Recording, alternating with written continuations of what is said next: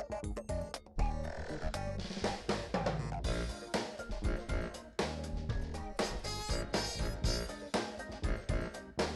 got to let the theme song play here. My buddy Craig Pilo, who you guys heard on the show last week, was nice enough. Let's hear it.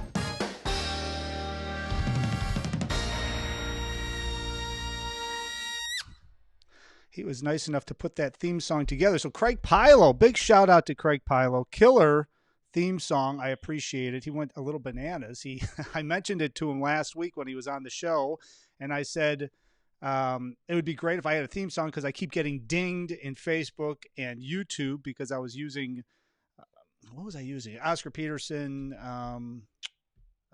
CJM Blues. I knew what it was. I think Pen playing brushes. That's why I had it. But he was nice enough to put the whole thing together within like 3 days. He's got the keyboard player from Jefferson Starship playing on that. Some buddies of ours from North Texas who live over, I think the trumpet player lives in Germany or something now. Anyways, I'm going to get the full details on the whole thing and put it down. But big thanks to Craig Pilo. Killer. Awesome theme song. So thank you, Craig, and his company, Groove Tower Records, Groove Tower Music.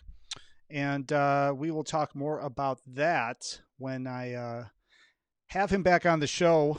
I'll have to have him come on and just talk about the theme song. It's pretty cool. I've never had a theme song before. I've had shows, but I've never had a theme song. So now I'd love to introduce myself because I got a little bit off track. Mike Jeffers, Chicago Jazz Magazine, ChicagoJazz.com. Welcome to Chicago Music Revealed, 4th week. Can you believe this? It's the 4th week. We're already at episode 16 now. And things have been going great. Lots of great comments, lots of great feedback. We're getting we're touching base with people throughout the entire world now, which is awesome. We are slowly dialing in this Skype situation. I don't know what to do about it. I think we might be changing systems here because it works and it doesn't. It's too inconsistent. So I'm gonna put this thing together, and eventually we're gonna have Skype video interviews. But I just can't handle the delay when that happens. So that's why we're going to do things on the phone. Now, coming up today on the show, I am excited because a buddy of mine who I've known for many years, and he is the music director and the music aficionado at WDCB 90.9 FM on your dial. And again, I always have to preface this. I'm doing all of the technical stuff. So as I screw things up, you're going to have to just bear with me, but I promise I will get this thing together. Ladies and gentlemen, let's bring him on. Paul Abella, how are you, sir? I'm well. How are you? I am good. I mean, I'm as good as I can being in an entire entertainment shutdown, seeing as how my entire business is entertainment. I'm doing as good as I possibly can do. How are you? About the same. We're running on a short staff at WDCB, and it was kind of funny. We had recording time booked for the Paul Abella Trio right when all this hit, and our date was the day after they put the shelter-in-place order in. So, that's happening. Yeah. Well, so you guys aren't considered essential workers? Well, not for the Paul Abella Trio anyway, but yeah. So at DCB, they are considering us essential workers because when keeping everybody sane, but there's only a handful of us that are taking on all the duties for the week. So we're trying hard. Well, so I'm curious, how is that working out over there? Because I know you when they say essential workers, you guys are there running this radio station, but there's a lot of other people that have to be there selling advertising, putting together marketing stuff, putting together the fundraisers. That's a big, huge part of WDCB. I mean, how does that work? You probably, like you said, you're on a skeleton staff. So obviously you guys are filling in a lot of different posts than you don't normally do, right? Well, the marketing department is all working from home. So they're still doing stuff. Okay. They're just doing it from home. And then it's basically just the core of us that are on the air every day, and our production person, and the 2 news guys who are about to become 1 news guy because one of them's retiring. So it's basically just been us just making it all work, and a lot of folks um, had recorded ahead, or got home studios working, so they're getting stuff done as best they can. Bruce just set up a home studio, so he did swing shift from home last week, this past weekend. And so I saw that. I thought I was hallucinating that Bruce Oscar has a home studio set up finally after how many right, years? 30 years. yep, He's actually working from home and he's actually able to do that. That's amazing.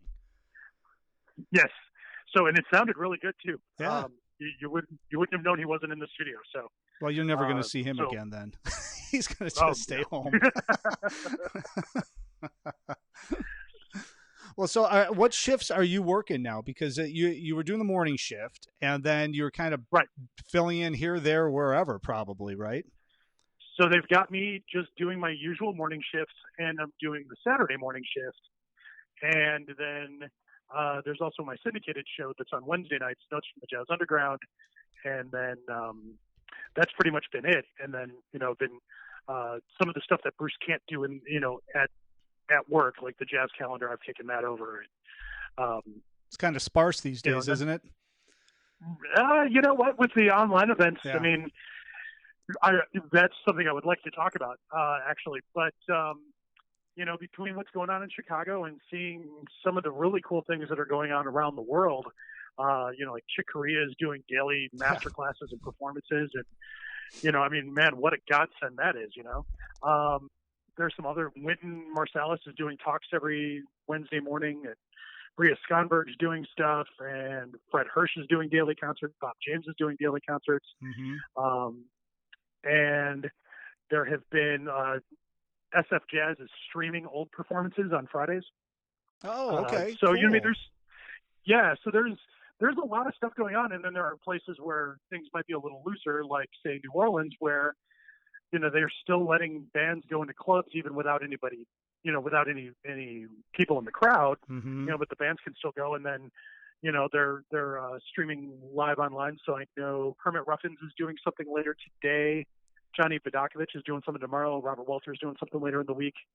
And so, yeah, there's still a fair amount going on if you're willing to do the legwork to find it. And that's been a big part of that online jazz calendar, because one of the interesting things about that is, whereas we used to only be able to go as far as, the Green Mill or the Jazz Showcase or Andy's or, some of these Winters or some of these other venues, now the entire world is, mm-hmm. a few clicks away. So, which kind of a slight silver lining, but it's an interesting thing that we could do all of a sudden, Well, I also think, I've been saying this for 3 weeks. The reason why I started this show was because out of necessity to create content and still keep the community together from Chicago Jazz Magazine, and then reach out to all the different genres that we're doing. That's why it's Chicago Music Revealed now, so that I can talk to blues, rock, Latin, jazz, and everybody else. And then, of course, the Epiphany Center for the Arts, which I'm helping to open up. We were going to launch at the end of April, so that's a little delayed now, obviously.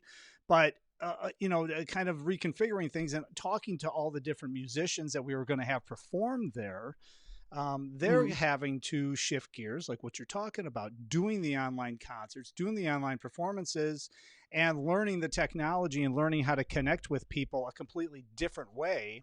And I'd be curious to get your take on this, because obviously you've been in radio for a long time, but then you're also online. You have an online presence. You have your own group. You're into all different genres of music, just like I am. And, my thought is that because of this, I think more people are going to realize that they need to put a larger percentage of their time doing things online in it and then playing out in clubs, because they're able to connect with more people just because of this situation. If there's a silver lining, I think that would be it. Right. And I totally agree that I think one of the things that's going to happen at the other end of this, or should happen, is that I think you're going to see more artists doing more of this. And, if you can get all of your Patreon supporters, if you've built that up, or, your cash, people that are willing to pay to see you online, if you can't get to a club that's willing to pay you on some random Thursday night, but your guys are all free, or, whoever's in your band is all free, why not play at home and, stream a session, see if you can't make some money that way. At least then you're not dealing with all the issues of the venue that wasn't going to pay you anyway. I mean, that would be great to see. I'm saying in those scenarios where, Right. That might happen, and, you might see more people finding new and unique ways to put online content out there. It'd be amazing to see, up close and personal how somebody does what they do. It'd be great to see Juan Pastor up close and personal so I can see exactly how he's doing, things on the cajon so I can steal even more from him than I already do, and you go throughout every instrument. Trumpet players see, how different people, do their thing, or saxophonists see how somebody is, flying through the, fingerings and keys on those things. I think you could. There's a lot of upside there that I think we're only just now beginning to see, the beginnings of.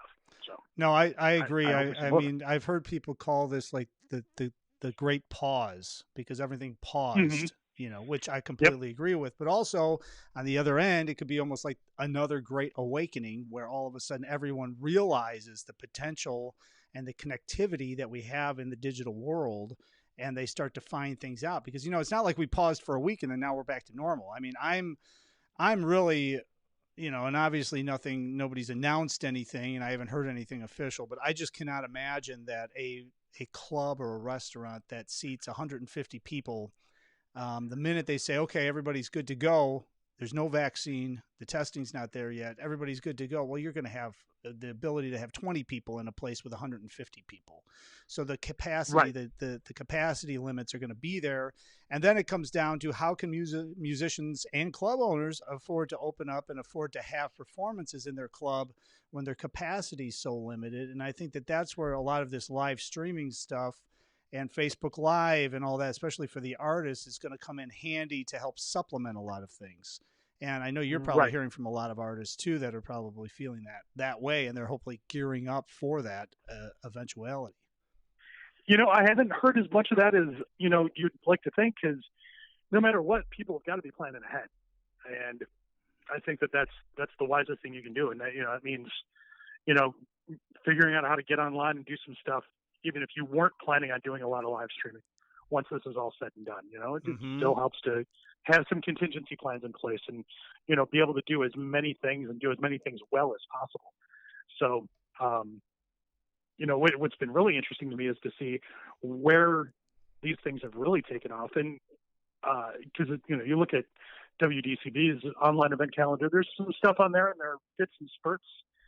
Like Wednesdays look like they're really taking off. A lot of people are doing things on Wednesdays, and some people are doing some things on Sundays. But then you look at like WBGO's online calendar, and they're under the same shelter-in-place rules that we are. So lots of solo performances.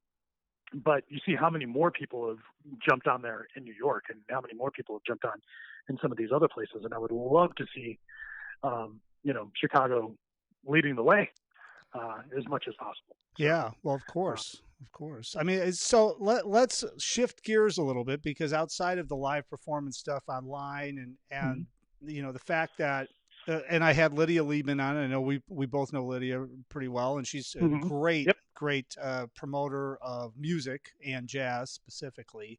So it was great to talk to her last week, and now having you on, it'd be interesting to get your take on stuff. And what she mentioned last week, which I knew because we're still getting submissions in through Chicago Jazz Magazine for reviews, is that there was a lot of things that were scheduled that were going to come out. Right.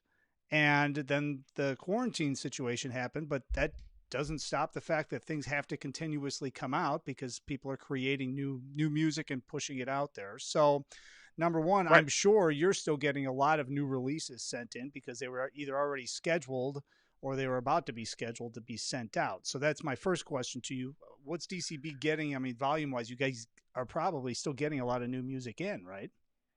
We're getting, we are and we aren't. There's still a lot of digital things coming in, which is its own, ball of wax. But because of the fact that we are attached to the College of DuPage, which is, itself on a very skeletal that's true. That's right. Yep. Staff right now. like delivering our mail to us on a daily basis has not been, has not been one of their things that they're really worried about. I can't say I blame them, Mm-hmm. So it's been a good like 3 weeks and change since I've seen, real physical CDs come through. But as people email me files, I'm more than happy to take a listen. And as people email me, things let me know that their album is going to come out. Great. Gladly take a listen. Mm-hmm. I have plenty of time right now. So, more than happy to do that. But yeah, there are lots of things that are coming out. Some things that I'm frankly really excited for, that I, wish I could get to in a more tangible way a little quicker, but we have to deal with what we have to deal with right now. Well, So. and that kind of leads me to, well, there's a couple of different questions. Number one, before we get into your thoughts about submitting to a radio station and getting played and things like that, which I want to talk about because I know you have a lot of Sure. good opinions on that. But you brought up the hard copy CDs. Chicago Jazz Magazine, we pretty much said, you know what, let's just get digital downloads right now, because I mean, not right now, like about a year and a half ago, because it's like I just didn't want to have the hard copy CDs sitting around the office, because then we have to send them out and mail them out. It seems antiquated. So we're sending Right. stuff out digitally, so I can send it out to the reviewers digitally. Everything runs a lot smoother. Seems like a lot of the PR people are still sending out hard copies, but if you want digital, they'll send digital instead. What are your thoughts? Because you're at a radio station, so I mean, do the guys Right. that are spinning, do they want hard copies? Does it? I think it's, what is your thoughts? well, it's, so this is, you just asked for a 15-second response to a 45-minute question. No, you can make it 5 minutes. I don't have enough time to fill, so go ahead.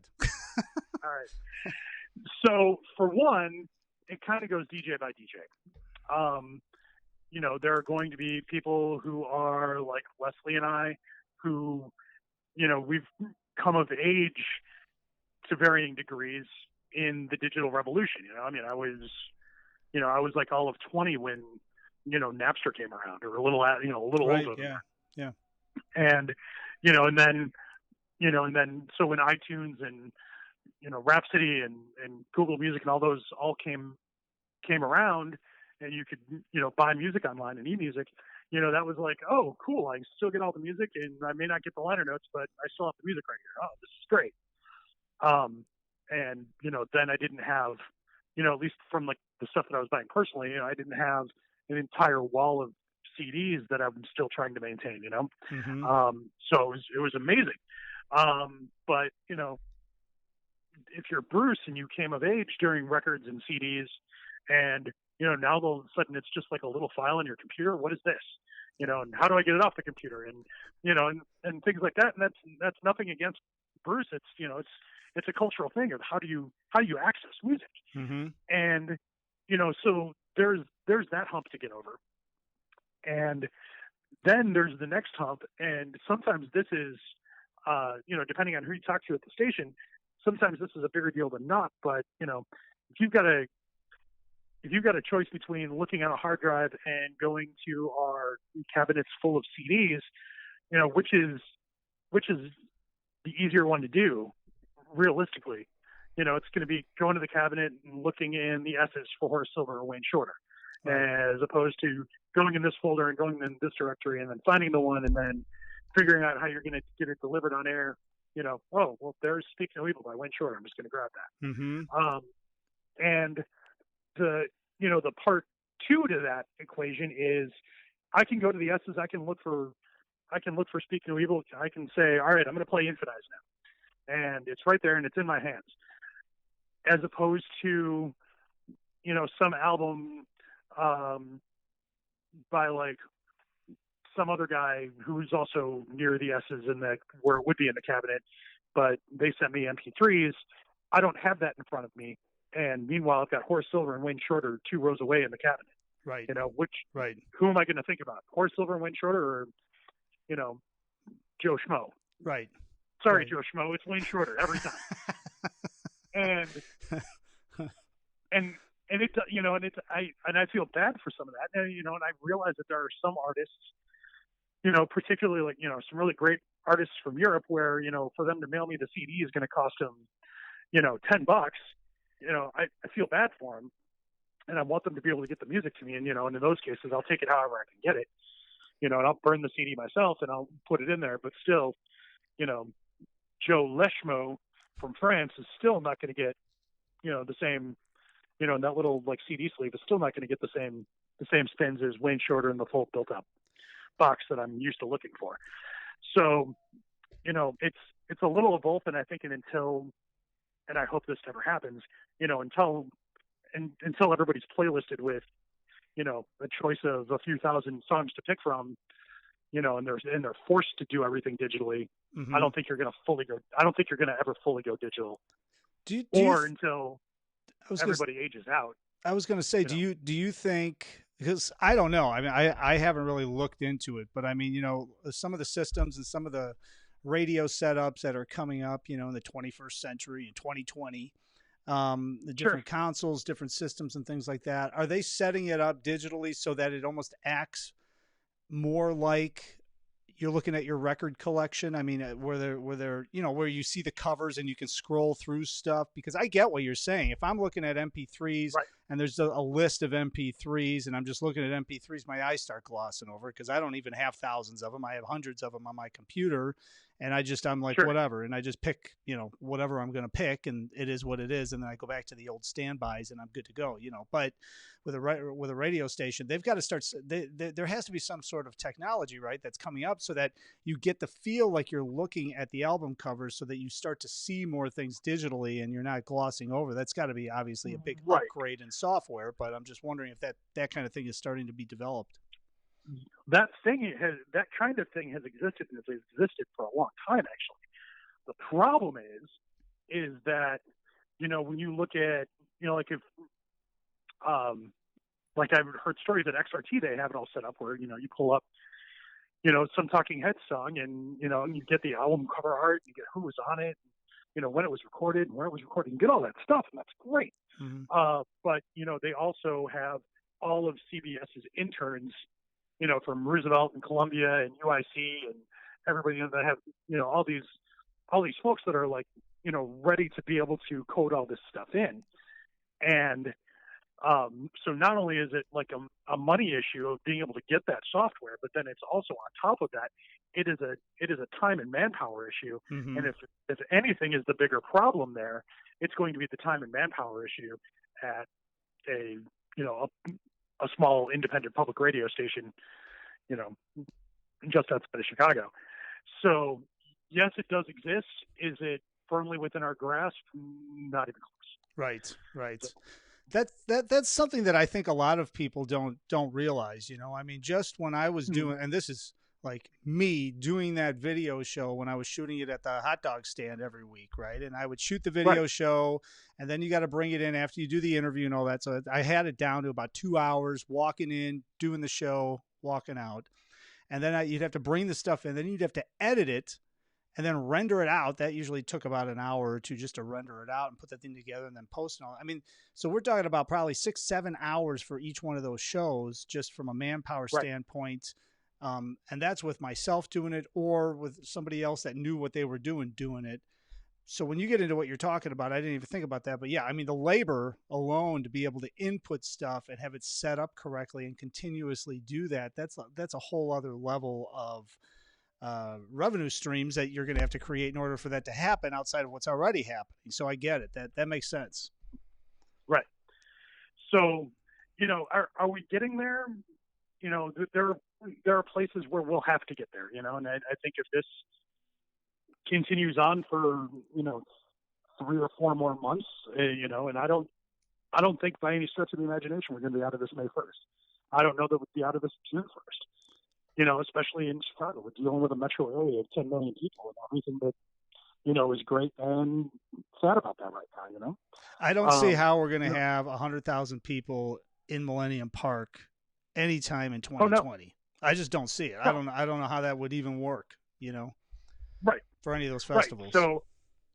Right.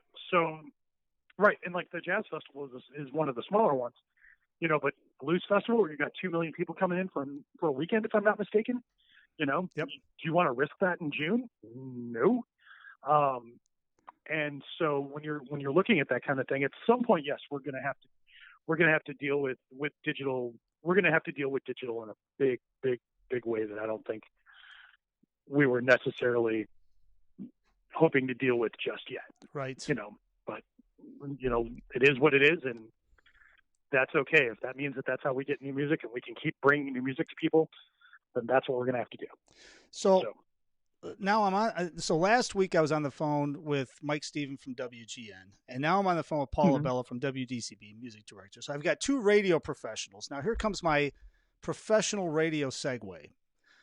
Okay. So talking about new music, check this out, right? Because you just said new music. Talking about new music, Paul, what do you listen for? How about that? Huh? That's a professional. All right. So what do you listen for? So when somebody sends in music, and you got to get inundated, because Chicago Jazz Magazine, we used to get 40 CDs releases a month usually, and then we'd have to sift through them, and we could only do like 5 or 6 or 7 reviews out of all of them just because we're a smaller staff. You got to get inundated with releases and new music and everything. What is the first thing that here's my curiosity. How do you even keep track as it comes in? How do you decipher what you're going to listen to, like the A pile, the B pile, the C pile? And then what are you listening for as it relates to your station? Because you might like the tune, you might love it, but it might not work with WDCB. So there's other levels of listening that you have to go through. But how do you even keep stuff organized when you first get it all in?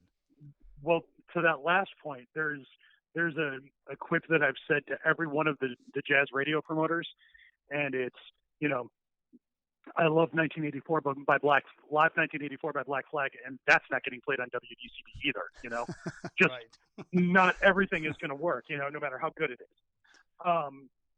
And so there is a method to the madness insofar as what gets listened to first. There is definitely like a bit of playing favorites. If it's a Chicago artist, they're going to get listened to first, and they're going to be given a little bit more leeway, you know, than I might give to, you know, someone from somewhere, you know, anywhere else in the world. So they're first. The next tier are going to be like the names. You know, if you know, for better or for worse, if Diana Krall and you know, Mr. No Name singer from Jacksonville, Florida, put out a record on the same week. Sorry, Diana Krall is getting preferential treatment. Right. You know, right. Our listeners want to hear that. You know, want to hear those. You know, those known quantities. So you know, so Chicago people first, big names from throughout the world second.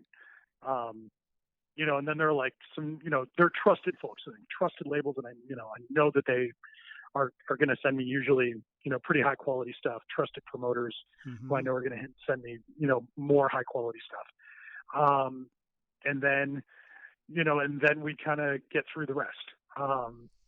And so, yeah, so that's number one. And then what am I looking for? That is, you know, that's a number of tiers too. For one, you know, recording quality has got to be there, you know, and I've had, you know, and I won't name names here, but I've had like really where the playing is really high level quality, but the sound quality, because it was like a bootleg at a club that, you know, somebody decided to release, you know, man, if that recording quality doesn't cut it, you know, it makes it hard to play because you've got it, you know, nothing gets played in a vacuum. Right. And so, you know, so does it sound good? Yes. Okay, fine. Then we go to the next one. Is it played well? Yes. Okay. On to the next level. Is it played well in a way that works for WDCB? You know, I mean, Machine Gun by Peter Brotzman is played incredibly well. It's not going to work for WDCB, and it's recorded well, you know, but so, you know, so you got to get there too. Is it going to, you know, the thing that I'll sometimes tell people is, you know, would it work next to Monk or Mingus or Coltrane or Miles Davis, you know? And if you can hear it being slotted in between a playlist with like those guys and Ella Fitzgerald and Kurt Elling, you know, then awesome, then cool. You know, then you've got that as well. And if it kind of ticks all those boxes, you know, then we're getting somewhere. And I wish that more things ticked all of those boxes, but unfortunately They don't always. So, and sometimes they'll pick one or two of them and not the other two. Not everything is like 3 strikes and you're out, and not everything is a walk. So.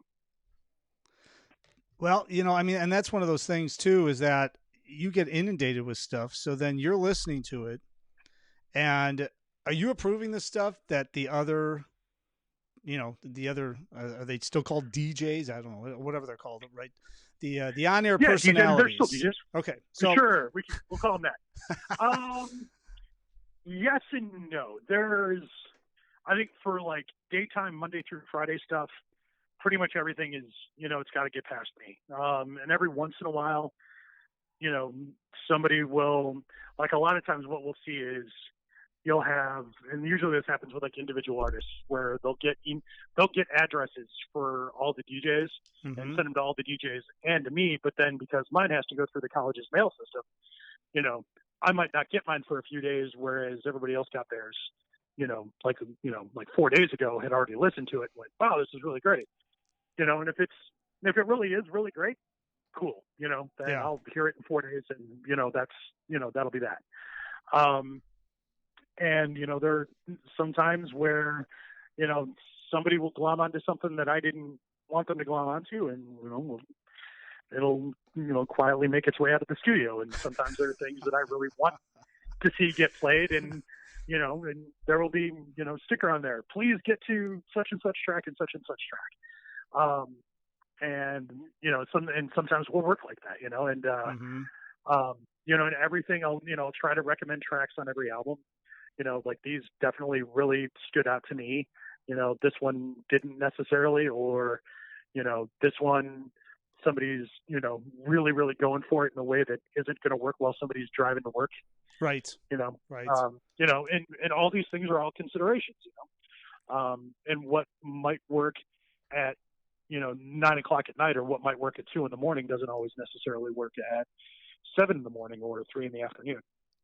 So your audience. What do they say with your station? Like, your audience changes every 15 minutes. Is that what? Still, I mean, that's like I think the talk radio stations. That's what they say, but right. In jazz radio, I think you're going to hold on to people a little longer, just because. Even if you like talk radio, you've got a few options in town. If you want to hear, classic pop radio, you've got 4 or 5 options in town. If you want to hear classic rock, you've got a few options in town. If you want to hear, hip hop or R&B, you've got a few different options in town. But if you want to hear jazz, we're kind of it, So people are going to stick around a little bit longer for that. Well, now you've also got a killer blues programming set up too. Obviously Hambone. Is that Thursday night's Hambone? Thursday nights, yeah. Thursday night Hambone. And what time do you? I don't want to screw it up. Is it 9 to 11? It's 10 to midnight. 10 to midnight. So that's Hambone. And then on Saturdays, you guys do like 10 hours of blues, I think, right? Right. It's 2 hours of Tom Marker, an hour of, I think, Doug Curry after that, or no, Blues from the Red Rooster, then Doug Curry, and then Sammy J, who's been with us for a while, and then 5 hours of Blues Before Sunrise. And then after that, I think the newest addition to our programming is Steve Cushing actually doing like an old jazz program after that, which is kind of fun. Mm-hmm. So are you listening to the blues stuff too, or is it all coming through you? I mean, are you kind of leaving it to Hambone and Tom Marker, who are doing I leave that to the experts, just like the folk music.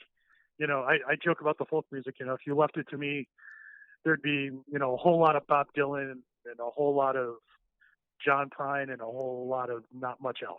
So, I mean, I'm a firm believer in let the experts do what the experts do. I'm not an expert by any stretch in folk music. So, I leave that to those folks, and they do that really well. And, and what little I know about blues, I don't know, I don't know 1/100th of what Tom Marker does. Yeah, right. Or what Doug Curry does, Right. So I'm not even going to try. So let's talk a little bit about your background with the station and get into that for a second. How did you end up at WDCB? Were you interning there and then it just turned into something, or how did you end up? Now you're the music director. It was on a bet. Somebody, of all my friends that all kicked hacky sacks around a whole bunch, that were all, deadheads at COD, I was the one that also dug jazz, Mm-hmm. And sometimes when it was my turn to put something on the boombox over by our little hack circle, I'd throw on, Mahavishnu Orchestra. I'd throw on Weather Reporter. I'd throw on, an Art Blakey thing or something like that. And everybody would give me a weird look for a second, then we'd go back to kicking the hacky sack. Mm-hmm. And so it was in one of those hacky sack circles that somebody was like, we have a jazz station here at WDCB, but man, like you'd be great, but I don't think you could do it. All right, that sounds like weirdness, but okay. I bet you $10 you can't get a job there. It's like, all right, I'd take it. And in between classes, I called over, talked to who was then at the time the general manager. Mm-hmm. Are there any interning spots available or any jobs open? And, yeah, come by and visit us. And and they asked me, why would you want to work at a radio station, a jazz radio station? I don't think you guys play enough Jimmy Smith or Grant Green. That was actual response. And he went, you know what? I think we got a place for you. And it was with the old music director, and he had just lost his previous intern, and it was a paid internship. And he talked to me for a little while, and if you want the job, you got the job. Okay, great, you got the job, and you got $10. And I get $10 out of it, right? So yeah, it was a win-win-win all the way over. And I was just, happily filing CDs away while I got to listen to, Medeski, Martin, and Wood CDs back in the office. And it was a great way to make, terrible wages even then, but still, it was cool. And then kind of out of the blue one day, the music director, who was also on air at the time, tells me, the overnight person was taking 2 weeks off, and they were going to put me in their slot. And I was like, I don't want to be on the radio. I just wanted to be back here listening to CDs. Nope, you've got a great voice. You actually know this music. We'll put you on the air. Okay then. And he showed up every morning at 5 a.m. when I was done to because they can record just your mic breaks. It's called the skim tape.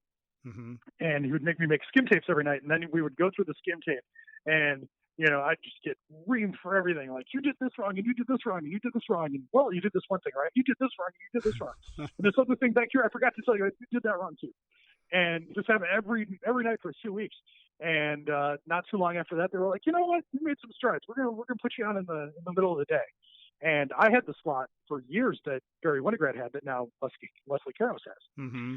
And so that was my slot for, what was that, about 4.5 years. Wow, did you have that slot that long? Man. Yeah. Wow. From 96 until 2000, sometime in 2001.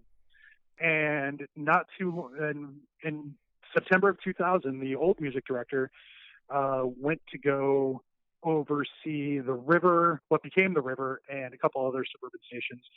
And he recommended me for the job, and they were crazy enough to give it to me. And I've, been doing that ever since. And not too long after they made me music director, they're like, hey, you should be focusing on being a music director so we can get somebody else in on the middays. Mm-hmm. Okay. And, and then that morphed into what was a very, very, very crazy Sunday show where I was up against Dick Buckley at BEZ when he was still there. That's right. Yeah. And at which point I said, well, anybody that wants to listen to straight ahead jazz is going to tune in to hear Dick Buckley, so I may as well go completely in the other direction. And probably in the entire history of jazz, straight ahead jazz radio, was there ever an avant-garde show on in the middle of the day and on Sundays. And that existed for a few years. And then they gave me notes from the Jazz Underground. And then when John Burnett retired, then I took over the morning slot. So. Mm-hmm. Well, I mean, isn't it amazing though? It goes to show you that if you don't take a chance and go after something, you never know. If you never ask, you'll always get a no. Right. If you never ask, you always get a no. That's what I always think about. So it's like, well, who cares? I don't know, I'll just go ask them. That's how I ended up starting to work with the festivals downtown with Chicago Jazz Magazine. I just went in and asked them if they had a contract with anybody to do the program books. They said, nope. I said, okay, I'll do it. Done. I mean, nobody else asked. So there you have it. But that's amazing. And I remember meeting you. So Paul and I first met at the Viking Steakhouse, and Paul was sitting in, he's a drummer. I'm a drummer. and we used to go to that Viking jam session. Well, he'd go there more than me because it was like an hour drive for me to get out to the Viking in Winfield. It wasn't an hour drive for Paul to get there. And, Right. so we would hang out there, see Ricky Frigo playing drums, sit in and all that stuff. So I've known him since like the mid 90s. I think it was right when you started working at the radio station is when I first met you. Yeah. And, Pretty much. And you've been running your own group since then and always doing different trio things and doing different configurations of your group. So now talk a little bit, because we got a few minutes left. Talk a little bit about your new band that you were going to go in and record with. What are you playing drum set now? Are you playing cajon still? This is the new version of the Paul Abella Trio with you guys, with Billy Dank playing guitar, who is the guy who headed up the Woodstock Jazz Festival for years. Okay. Yep. And Chris Bernhardt playing bass. Mm-hmm. And kind of the same vibe, but with different tunes. Still a lot of hippie rock and classic rock and Brazilian tunes and some originals, all kind of done the way that we do them. Mm-hmm. So there's that band. There's I keep getting nudged that I should get Jazz Plays Dead back off the ground, which was a band doing all jazz arrangements of Grateful Dead tunes, a lot of them my arrangements of those tunes. And that band was a lot of fun. And that band was just starting to get off the ground right when I started doing the morning shift, at which point I realized that it's kind of hard to lead a band really and be up every morning at 3:30 in the morning. Yeah. So there's that. And there was another band that I was doing for a hot minute that was kind of like best described as like punk jazz. That band was called Versus Godzilla. And that band had done a few gigs and kind of decided, this isn't the right time. And now that everybody's in quarantine, kind of itching to do stuff again, pretty much everybody in that band has called me up and said, hey, you know what? When all this is said and done, maybe we should do some more of that. So we'll see what happens with that. But with the trio, we've been booked to do some things in Oak Park, which is, where I'm living these days. And it really kind of settled into a groove where we were like, all right, it's time to take this seriously again. So we were getting ready to take it seriously again. And then God had other plans. Well, that is exciting though. I mean, you keep coming out with different configurations because, you get bogged down, man. It's very easy to be doing what you're doing. Like what you said, getting up at 3:30 in the morning, going in and doing all of that, and then having to put a band together, rehearse, and start hustling gigs. But you always manage to do it. So, I mean, hats off to you, because I used to do that a ton, but then it just got there was way too much stuff happening for what was going on. So I had to take a little time off of doing that, but I'm glad you're getting back in the game and getting things going again. Well, thank you. Yeah. I'm looking forward to being able to get out and do this again when we can get out and do this again. Yeah, no kidding, right? No kidding. All right, so Paul Abella, WDCB 90.9 FM, WDCB.org. What are the times of your morning show? So I don't screw it up. I'm going to let you tell everybody. What time are you on the air? Monday through Friday, 8 to 10.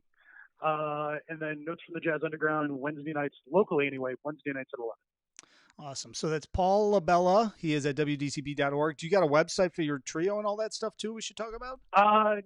Not at the moment. I need to get that back up and running again. So okay. Well, you're on Facebook, Instagram, all that good stuff too, so people can find you directly as well. But hey, man, thanks for jumping on. This was fascinating. I'm glad we finally did an interview here, and maybe next time we'll do it in person somewhere, and we'll be able to actually be in person somewhere. All right. I'm looking forward to it. Awesome. All right. Hey, thanks, Paul. Take care and stay safe, as they all say, because you have to these days. Indeed. Thank you so much, and you too. All right. Thanks, Paul. Talk to you later. All right. Bye. Okay. Take care. Bye-bye. Paul Abella. That was fun. I've known Paul since, I think 96 is when I met him. We used to do the Viking Steakhouse Jam out in Winfield. I would pop in there, but I think it was Wednesdays and Thursdays. It was Nick Schneider on bass, who we had on the show a couple of weeks ago, by the way, so you can go back in the archives, listen to that. Ricky Frigo, Johnny Frigo's son, Ricky Frigo. He was the house drummer at the London House for many years. He was on drums. And then Bruce Oscar. Everybody knows Bruce. He was the piano player. That place used to get packed on Wednesdays and Thursdays. right out on Roosevelt Road and Winfield Road, essentially out in Winfield, Illinois. But it was a great jam session. So I used to pop out there every once in a while. That's where I met Paul. Hear Paul sit in, play, and all that stuff. But he's been on the radio since then. So 90.9 FM, WDCB. They stream it live online, I should say. They stream it live online, so you can listen online if you're watching this from some other part of the country or world. Great jazz radio station in Chicago, the only one really, and they play a ton of stuff, plus a lot of blues programming Thursday night and then Saturdays. Just lots of blues, lots of Chicago-style music, so check all that stuff out. Want to thank Paul again, and I want to thank you for tuning in and watching the show. I want to thank Craig Pilo at Groove Tower Music for the awesome theme song. We're going to be back tomorrow. I'm changing the show time. We're going to shoot for 4 o'clock now, I think, throughout the week, and we're going to see how that goes because my days in the morning are getting a little busy, and it seems like to me from getting feedback, people kind of dig it a little bit later anyways. So we're going to try it out this week, 4 o'clock-ish, right around in that. So watch the show updates so that you can be sure to tune in. Please share this. Please comment. Leave me a like. Share it out. As I always say, call the neighbors, call the family, tell the grandkids. Chicago Music Revealed. Tomorrow at 4 p.m., we're going to announce all the guests for the entire week coming up later on tonight. We should have all that stuff put together. If not, we'll announce a guest for tomorrow later on tonight because I was just completely swamped all weekend and today, so I'm behind on everything, but that's what happens when you're the only one running the show here. So, again, thanks to Craig Pilo for the killer theme song. Yeah. And hopefully I will see you somewhere out on the scene in person at some point. And if not, hopefully I will see you back here tomorrow, 4 p.m. for the next broadcast. Got to listen to the whole thing. Thanks for watching. We'll see you tomorrow.